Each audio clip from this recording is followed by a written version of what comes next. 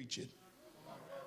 Because by the time you take and out, ain't he all right out, by the time you get all that stuff taken out,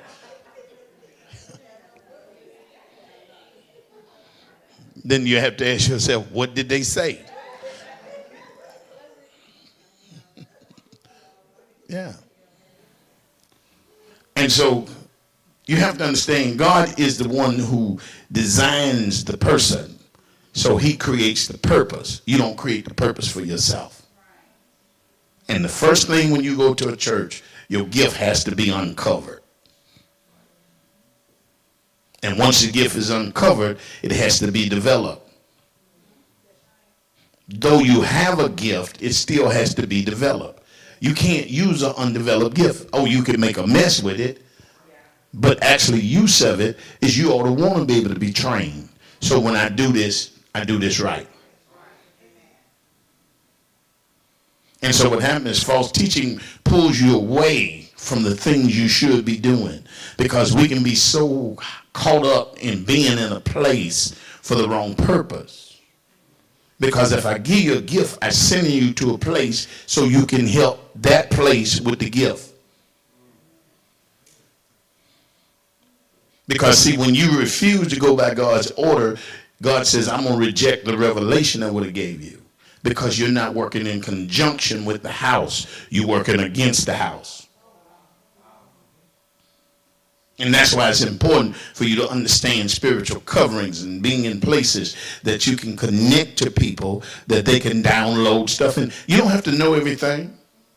You have to be connected to people who can help you learn what you need to know.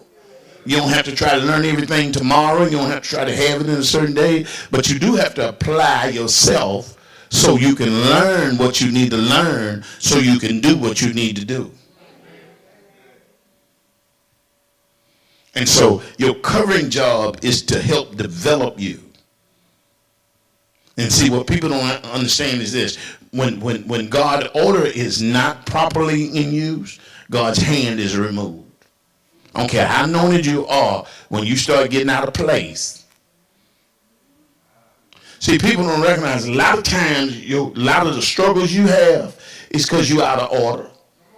It's not that you're not gifted, but you're trying to be in a spot. God said, that ain't where I told you to be.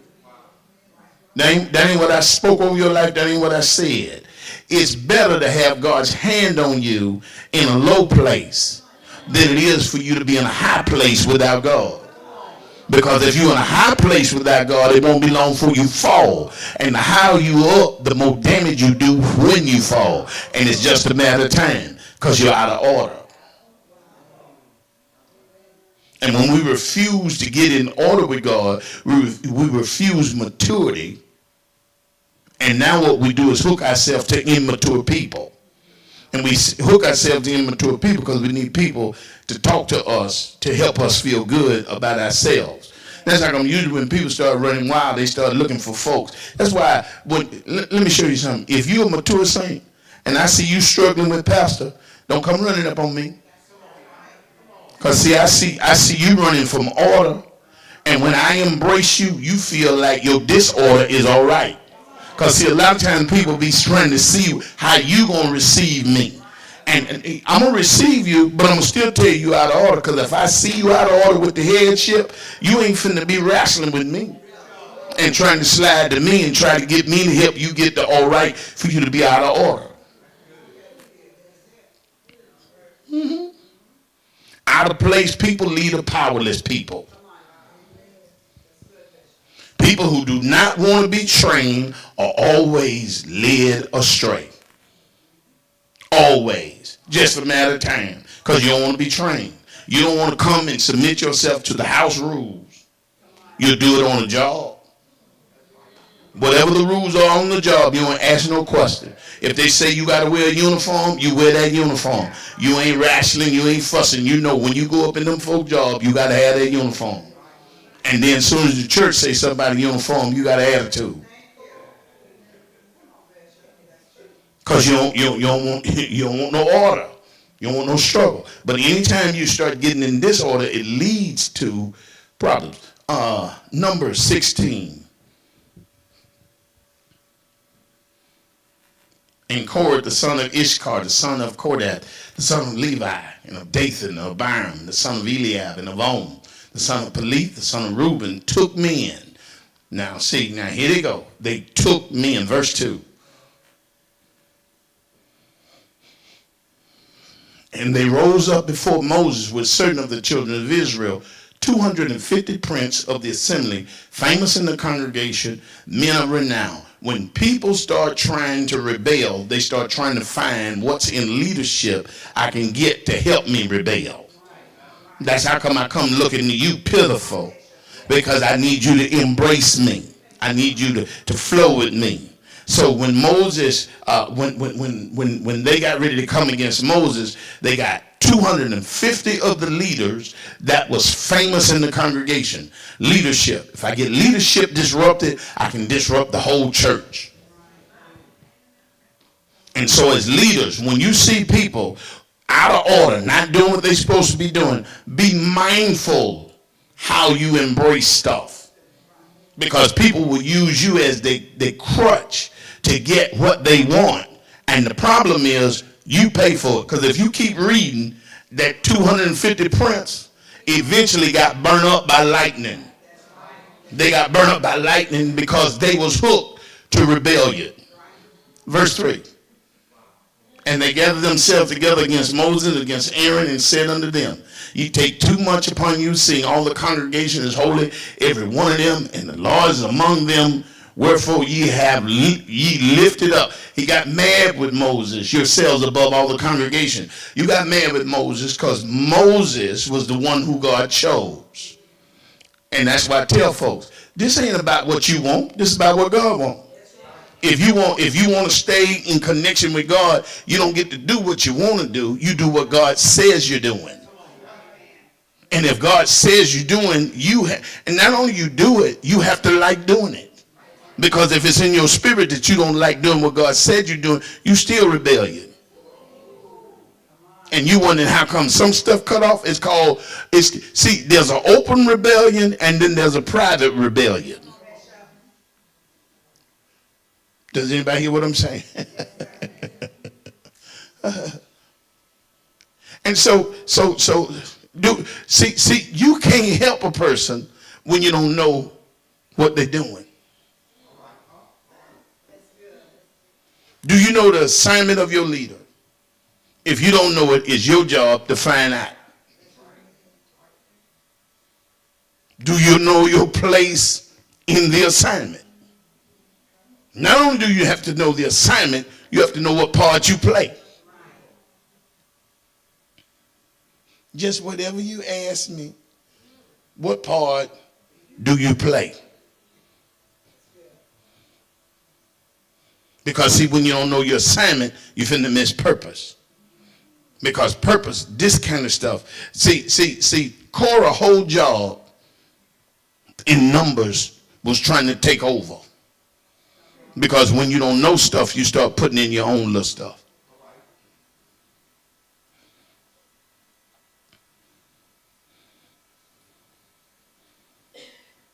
Development of your gift helps you move and help keeps you on track. Watch people who move away from leadership. Watch people who stay back. See, you can't help me if you can't stay close enough to me. In the book of Joshua, he says, follow behind the Levite, for you hadn't been this way before. In other words, you got to stay close enough that when they make a break, you make a break. When they make a turn, you make a turn. Because if you don't stay close enough, they make turns and you get lost.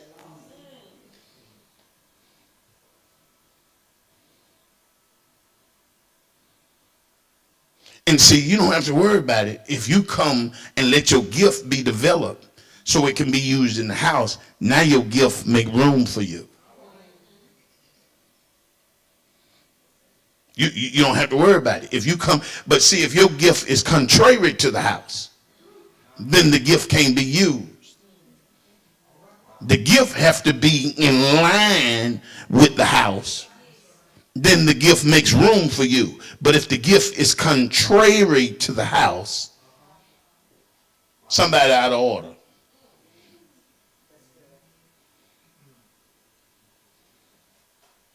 And so, see, if you're going to develop your gift, you have to put time, effort, and energy into the gift. See, if you're going to come and help lead and teach and won't dig and study, you're going to eventually get happy with serving us leftovers. You're not cooking meals, because cooking makes you have to go and prepare and get a meal cooked. But if you're used to just serving leftovers, eventually people stop eating because we know what you're serving. Ooh. Work. If you're gonna be on praise team, I used to tell our praise team, I can tell how much worship in you by how much worship music you listen to. Because you can be a singer and still not be a worship leader. So how you gonna lead the people in something you don't do? If the only time you pick up worship music is when it's time for you to get up and sing, you behind. If you're not willing to put time and effort in your gift, then how God gonna ever use the gift? Because you won't fine tune the gift. Training is a must if you're gonna fine tune your gift. There's no way I can have somebody around me who can find stuff, who knows stuff, and I let you pass without asking you about the stuff. Elder Roberts, been in our ministry. She's been under my ministry over 30 years. But one of the funny things that you said, if she saw me with a book, if she saw me doing something, she would ask, what you do with that? Why you got that? Where can I get it from? Because if you using it, show me how to use it. Show me what you're doing so I can learn how to do what it is you doing.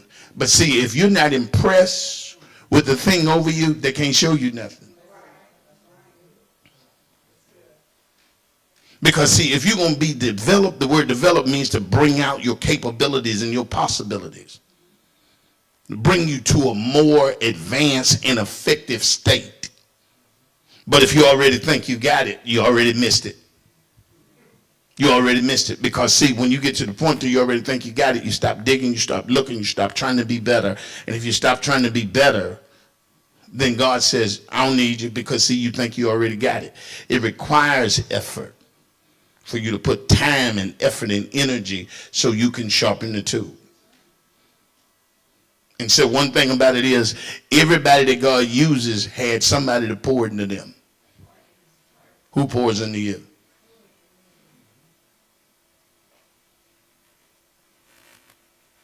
And so see, if you don't understand protege and mentor, you will struggle trying to be equal. I was talking to somebody today. I said, see, sometimes people miss it because you're so busy trying to be equal. And some things, see, you hadn't paid what certain folk are paid. And you don't want to pay what they paid. So you might not want to be equal. See, that was Korah's problem. He says, we even with you. And God said, no, I picked Moses. And it all boiled down to Korah was a descendant of Reuben. Reuben was the oldest son of Jacob. And when Reuben slept with Jacob's woman, when he started passing out blessings, the first thing he says to Reuben was, you're going to always be unstable as water.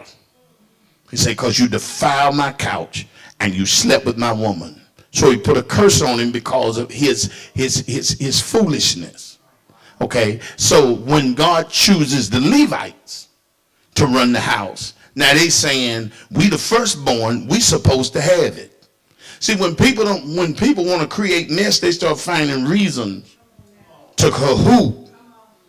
And that's how come real leadership, you start seeing stuff, you start snatching it down, you start pulling it down, and you start letting folks know, if you try that again, I'll tell it. What people don't understand, your willingness, your dependability of succeeding is going to be your willingness to be mentored. You're never going to get to a place unless you're willing to be poured into. If you're not willing to be poured into, then you can't gather the thing that God has for you.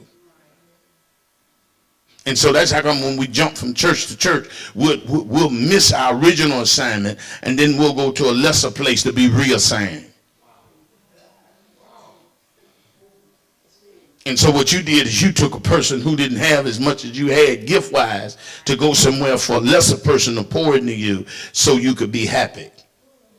That's how come I'll be talking about plastic relationships. Because see, when pastors say something, you don't like what pastor said. So you'll go find somebody to lessen it. This is something God gave me the other day that I went like, oh my God. And this is what he said. He said the problem with most people is when you go to the doctor tell you, stop eating this, don't do this, don't do this, don't do this. That's what the doctor say. You come back and say, you know, I had to quit eating this, and I had to do this, and I had to do this. Because the doctor said if I wanted to live, I had to do this. But when the pastor say something that you need to fix for your spirit, now you want to decide if you want to do it or not.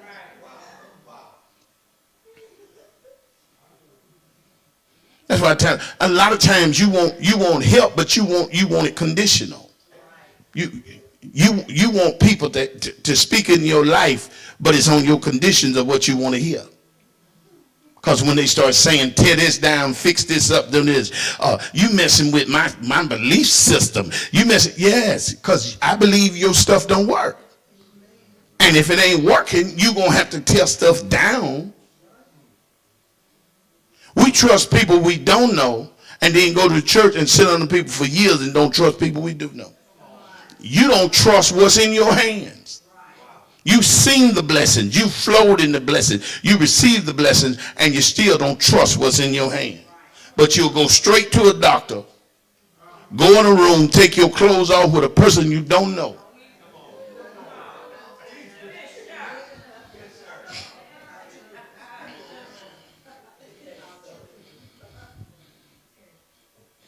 Ooh-wee. So when we get with people who don't have the skills to develop us, they push us in places. Because people, everybody got these gifts, and everybody this gift and this gift, and people just gifts crazy. You're giving people this, and you come up with this, and your titles, and so when this title don't fit, we get another title. This generation is title hungry. When I came along, bishops was the pinnacle. And if you got to a bishop, you was something. Then by the time I got to a bishop, then they start becoming apostles. And then they become chief apostles. And they just, you just got a tag. Everybody tag hungry. I'm not tag hungry. I'm anointed hungry. Because I don't care what tag you got, what anointing you possess. Because if you don't possess the anointing, the tag don't make no difference. Now, before I became a bishop, it was a big issue, especially in the Baptist church, for you to be a doctor. They wanted to wear the robes with the 3 bars on the sleeve. That meant you was a doctor, and you was a doctor if you built a church, and you was a doc. And so that was a passive word, doc.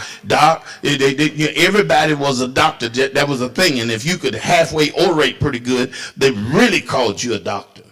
But a lot of people they called doctors didn't have janitor license.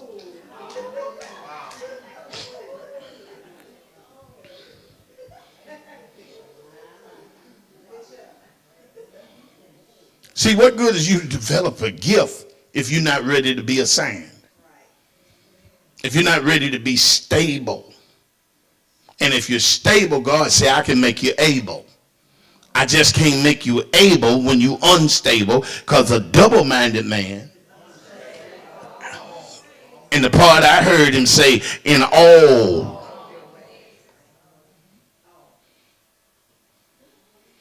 In the process of being developed as a leader, the next phase your pastor want to know, can you be counted on? Not can you be counted. Can you be counted? How can you lead a house when we don't know if you're going to be here or not? See, leaders have to understand you rise early and you stay late. A lot of people, you know why God can't use you? You can't stay after church 10 minutes. But I bet you can stay at a party. You stay at something you want to do till they drag you out. But after church, I'll holler at y'all later. I'm gone. So if you had an assignment, how could we use you? Because you already told me you ain't going to stay around.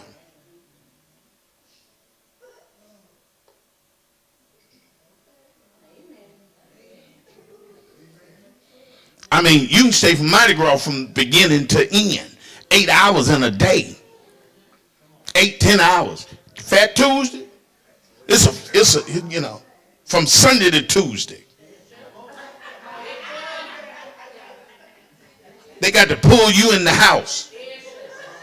Then when we start talking about doing stuff at church, they taking too long.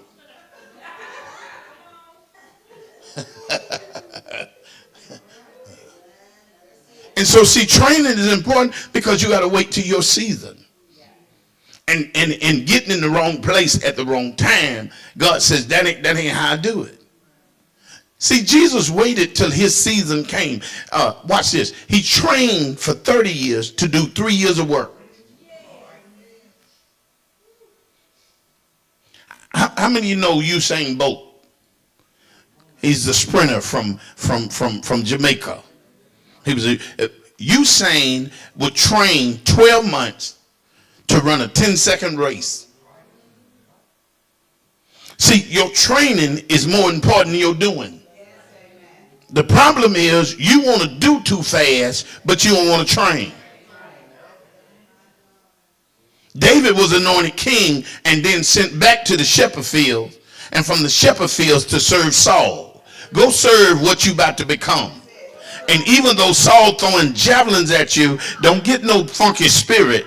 Stay right there because you need to know what it is to do what it is you're doing. You ain't really anointed till you can stay where you're supposed to stay and it's uncomfortable.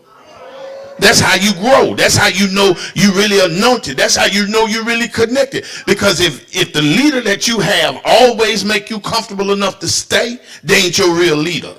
Real leaders make you mad enough to leave. You just don't leave. Mother No been in our church ever since we had a church, 35 years, and she been mad enough to leave, and her last words every time is, but I ain't going nowhere. She can be standing in the middle crying about something that done happened, and then when she get through saying her piece, but I ain't going nowhere, and for 35 years later, still, I ain't going nowhere. See, when you solid and you stable, your church is your lifeline. And you ain't finna let nobody run you out of the place God blesses you. You can leave. I just ain't going with you.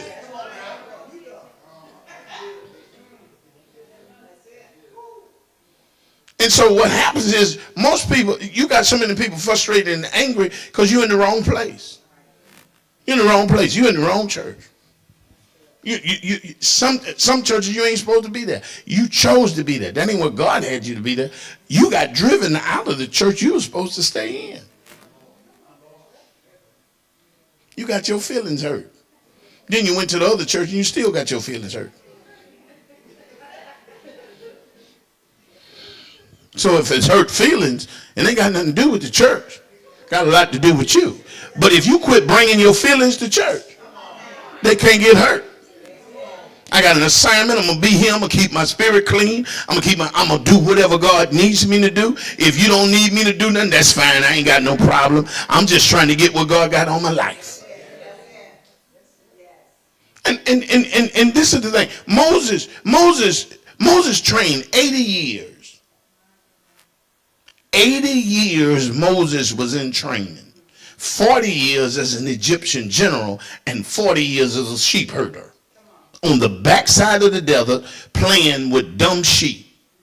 And God says, the reason I let you play with dumb sheep because you about to lead some dumb people. Just train these 40 years so you can get the things you need to get. And so, see, if you go early, you're untrained. And this is something you need to understand. An anointing don't mean an appointment. That's what's wrong with a lot of people. You go start a church. You feel anointed to go start a church. It ain't nothing like you thought. It ain't nothing like you thought. Because the question is, who have you walked with? And how long have you walked with them? Because see, if you enter into a season the wrong way, it can bring everything to a screeching halt. Because you went in unprepared. So it's important for you to understand your assignment. Look at somebody and say, understand your assignment. It means to do something that you're assigned or a specific task. And this is what people don't recognize. When you're not in place to do your assignment, people get lost. Lives get displaced because you're out of place. So when we start talking about assignment, one of the first things to remember is assignment breaks natural rules. Your spiritual assignment will cause you to break natural rules.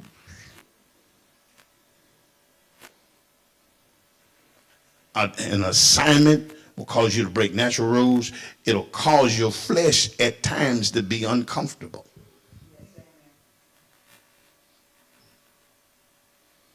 Jesus was not a disobedient child, but his assignment made him go all the way back. He got with the elders and he was teaching and he was lost for days. And his parents finally found him, and he wasn't being disobedient. But when his mama said, we've been looking for you for days, he said, howbeit you didn't know I must be about. You're never going to be anointed till you learn how to do stuff past your comfortability. This is the kind of stuff that brings you out your comfort zone. And this is the stuff that requires you to be mature. That's the problem with a lot of people. You're not mature. You can talk to people mature. You just can't be talked to mature. You can tell everybody where they're supposed to be. But when somebody starts saying stuff where you're supposed to be, that's what brings you a discomfort. And age don't make you mature. You know how mature is? How you handle responsibility. How you handle your assignment, what your assignment is. I ain't going over. One thing I always teach, Pastor, I always teach members this. If somebody tell you got 10 minutes, in my eyes you got 8. Because you need the other 2 to go sit down. Because see, if you go 11, isn't that disobedient? Because you're choosing. And then we put it on the Holy Spirit. Holy Spirit ain't crazy. Order. See, you can't make the Holy. No, you have to make yourself shut up. And go say, you know what? My time is up. I ain't got but so much time. And if that's what you allowed me to, that's all I got. And that's all I'm going to do. Your assignment is the key to your success. And your flesh will always cause you to miss your assignment. John chapter 16 verse 1. I got to go real quick. Look what it says. These things have I spoken on you that you should not be offended. Most people miss their assignment through offense. As soon as you get offended, you sit down. If you got paid for standing up, then why would you sit down? Because as soon as you sit down, your pay stops. God said, now you get offended. You took the whole bait. Because see, when you offended, that means you got a lot of flesh going on. And see, if I know you get offended with Zakisha, you easily got offended with Zakisha, I'm watching you when it comes to me. Because you will get offended. You get so easily offended. And guess what? People get offended and quit doing what got them blessed. I ain't never too offended to preach. And I have to preach to people who offended me. But I ain't never too offended. And then people will tell me, well, so-and-so, people got hurt. Well, let me explain something to you. Don't nobody get hurt better than worse than the pastor. Nobody. On a continuous basis. But you still got to preach. You still got to do everything that your assignment is still. You can have personal issues, but you still expected to preach. And if you sat in the pews and say, you know what, I'm just going through too much, I can't preach today, eventually you're going to say, I'm going to find me a preacher. Because I need somebody to be able to struggle through hard knocks and still be able to bring me a word. Because if you can't preach yourself up, how you going to preach me up? And so when you get offended, the first thing you do, and because you know why? Correction breaks us down. The question tonight is, can you be corrected and continue? It depends on how you receive it. See, if you receive it personal, you feel it like it's an attack, which means you got some other issues that didn't start at church. Them issues started in other places. And that's why you always feel attacked. Anybody who tries to correct you or help you, you feel like they're attacking you. Because you don't want to be accountable for your action. Because you want to act like you ain't got no actions. 3 things about your assignment. It would always stretch you out your comfort zone. God would always ask for more than you're willing to give.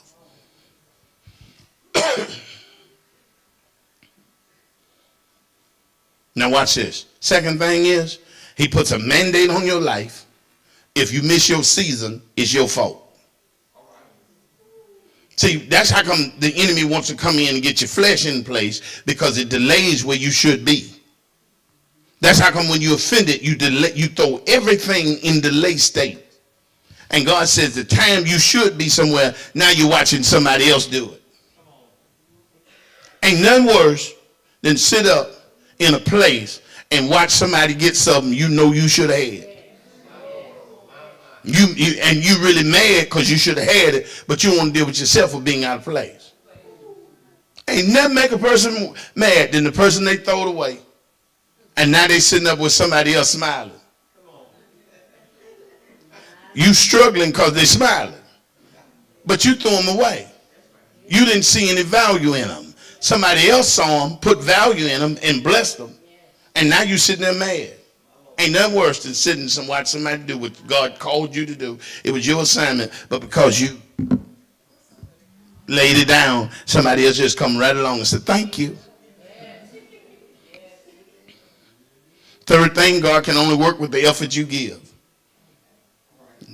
Let me show you something as leaders.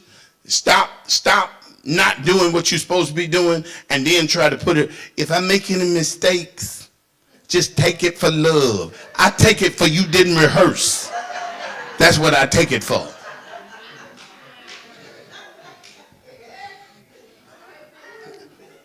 See, you don't rehearse, you don't do what you need to do. Now you want us to take it for love. Now, why should we have to sit in the audience to listen at you sing when you ain't rehearsed, you ain't put no effort in, you ain't did nothing, and you want to come throw whatever you want to throw out here at us, and if we ain't in agreement with it, we the ones at fault, not you. You a leader. If you're a leader, you know rehearsal is part. Why are you trying to give God stuff that don't have no fruit in it? You ain't put no effort, you ain't put no energy in it, and you want to throw it up there. And you want people to be all right with you throwing it up there. That's not going to happen. Not in quality ministry. Quality ministry going to demand you give it all you got. See, there's blessings in doing your assignment, and there's consequences. I'm going to say it again. There's blessings, and there's consequences. God says, if I give you, when you choose not to do what I've designed you to do, you have to be ready to put time and effort to get the job done. And so when people start getting to the point to where they don't recognize the cost of not doing your assignment.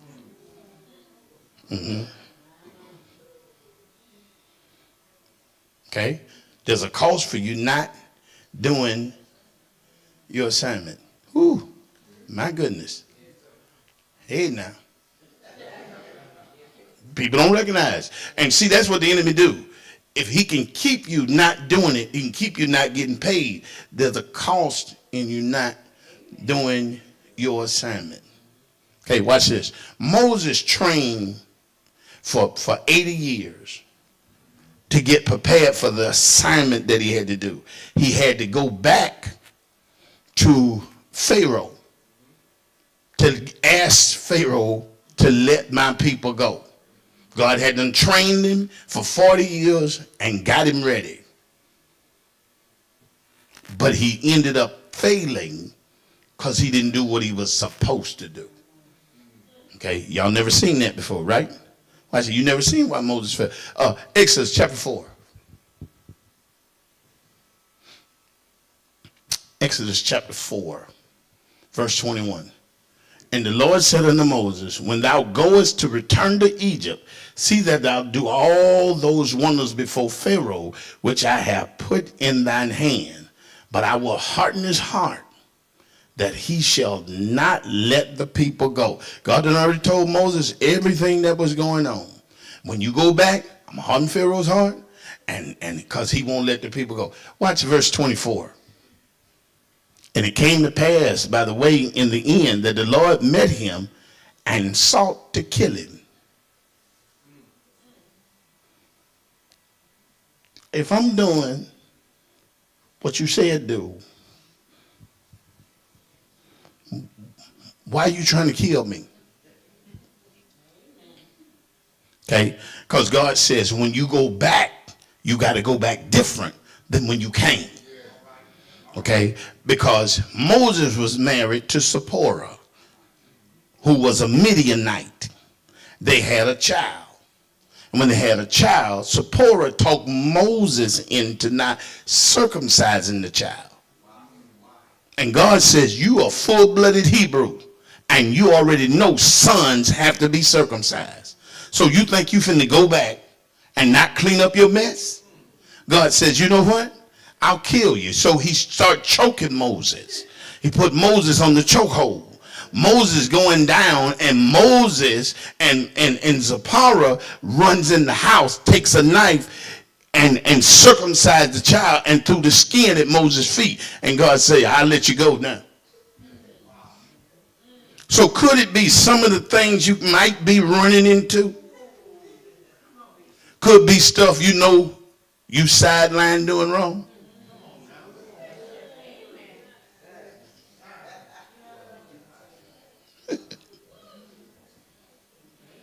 Adam missed his assignment. There's consequences because Adam missed his assignment. Because he was supposed to have paradise. And when he didn't have paradise, he ended up in a place. Genesis chapter 2, verse 16. And the Lord commanded the man, saying, of every tree of the garden, and thou mayest eat freely. Next verse. But of the tree of knowledge, good and evil, thou shalt not eat of it, for in the day that thou eatest thereof, thou shalt surely die. God told him, don't touch the fruit. Genesis 3, 6.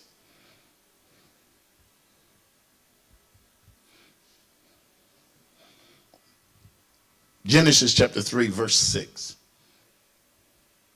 In Genesis chapter 3, he ends up going into a place to where he gets convinced to do stuff that he wasn't supposed to do. See, when we get convinced of stuff that we ain't supposed to do and do it, they don't tell us there's consequences. And when the woman saw that tree was good for food and that it was pleasant to eyes and tree be desired to make one wise, she took of the fruit thereof and did eat, and gave also unto her husband with her, and he did eat. Wow. 7. He takes of the fruit, eat it. She takes of the fruit, eat it, and give it to him. But when she ate it, it wasn't a problem. Because God said, I ain't tell her. I told you. And if I told you, then I want to know why you let her convince you.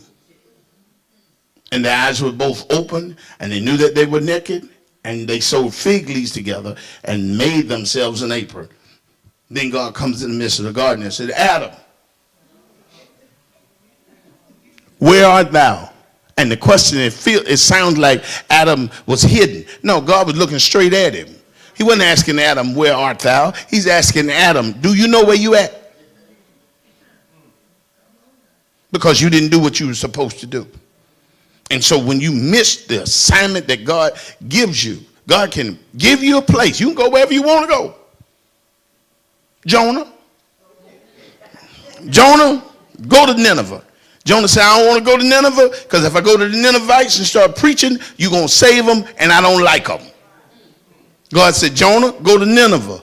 I'm not going to Nineveh. I'm going to catch me a ship to Tarshish. He catches the ship to Tarshish. He gets in Tarshish and the water gets rough. They finally find out he's the problem. Throw him overboard. He goes down and now he ends up in the belly of the whale. He's in the belly of the whale, or the belly of hell is what he called it. He's in the bad place because he decided to go away. See, when your flesh gets in you, it makes you do what you want to do, but it don't make you do what you need to do. But then there's consequences of you doing what you want to do. But guess what? He made up for it because when the whale threw him up, he took a 3-day journey and turned it into a 1-day trip.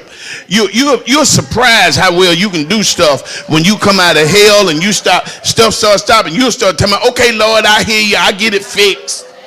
God says, you know I've been telling you all along to get it fixed. You don't want to get it fixed. And you don't want to get it fixed, but you might want to pay what it is that you have to pay. It's like I say, you can get on the back of the truck and ride, or you can be drugged by the truck. Just the only problem with that is by the time you get drugged by the truck, you're going to be lighter by the time you get on the back of the truck. You're going to be lost all that back there. Because you didn't want to get on the truck. It was too hard to get on the truck. And the consequences are a lot more dear. So when we get to Deuteronomy chapter 28,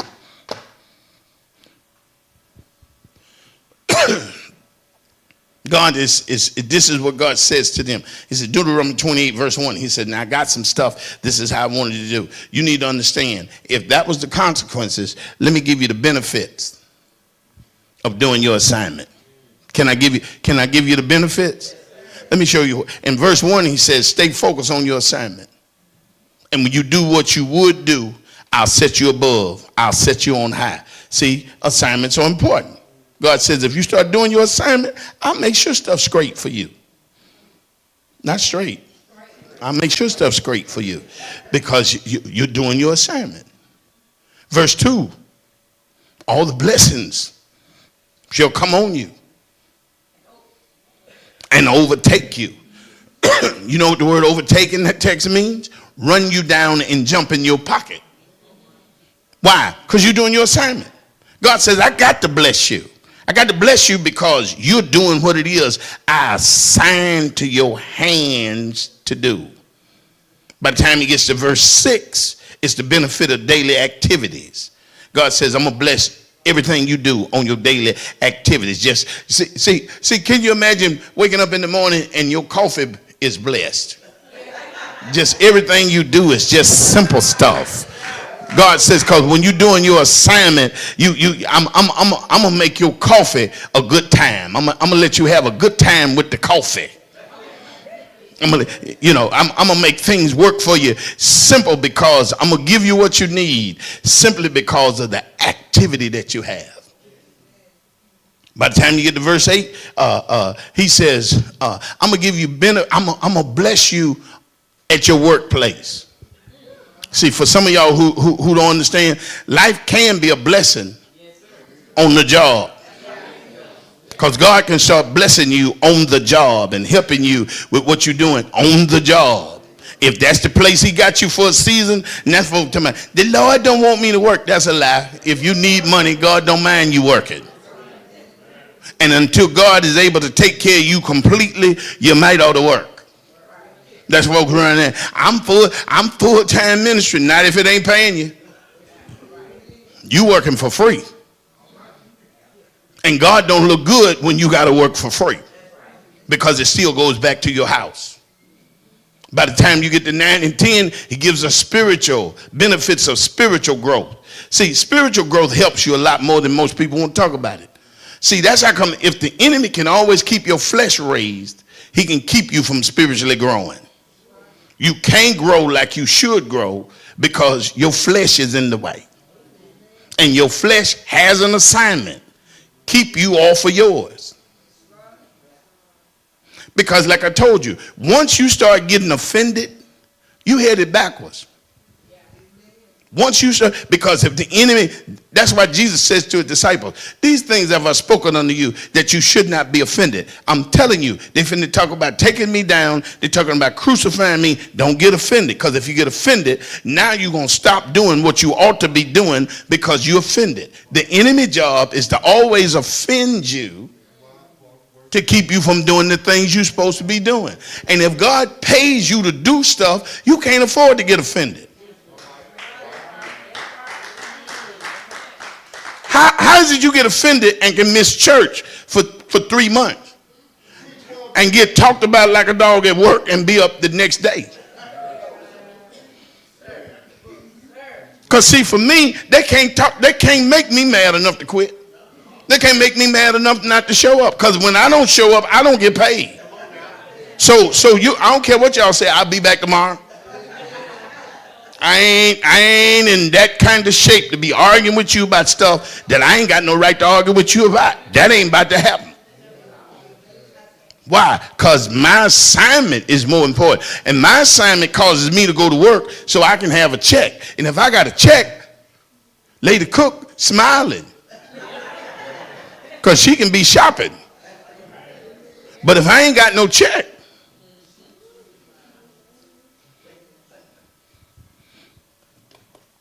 verse 11 and 12, he talks about the benefits of prosperity. As saints, when you come in there, that's part of when you're doing your assignments, prosperity is supposed to find you. And one reason he puts prosperity in your hands, so you can help finance the ministry. It is he that giveth power to get wealth. God says, I put money in your hand so you can bless the church. And then after you bless the church, whatever's left is in your hand. He says, so I'm going to make sure you have what you need, so you make sure I have what I need. Verse 13 gives us the benefits of exhortation. But by the time you get to verse 14, he says the importance of staying focused. See, you can never really get what you need to do if you keep breaking focus. And part of one of the things we have with breaking focus is you get too many things on your plate and you become distracted. When your assignment is important, let me show you something. As a saint, you ought to let people know there's something that go along with me. If Bible study is part of what you do on Wednesday, should nobody be able to make you miss Bible study on Wednesday? Ain't nobody got no business calling you trying to see if they can get you to go to brunch on Sunday. When you know Sunday is when you go to church, what they're telling you is we don't respect what you do. Because anytime you call me and ask me to break my commitment, but see, if you have, and you are a leader with an assignment in a post, when you leave the post uncovered, you leave an entrance for the enemy.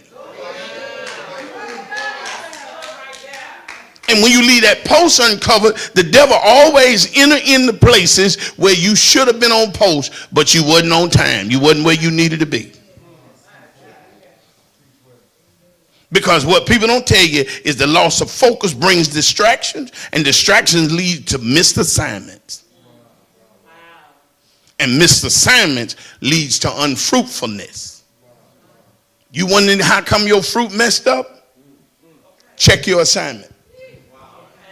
Check where you're supposed to be, what you're supposed to be doing. And if you're not doing it, that's probably why. That's good. That's a good place to start.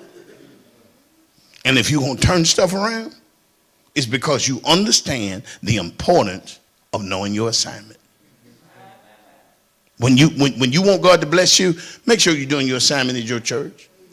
Make sure as leaders You on post. Yeah, you where you, because see, this is something that people don't recognize.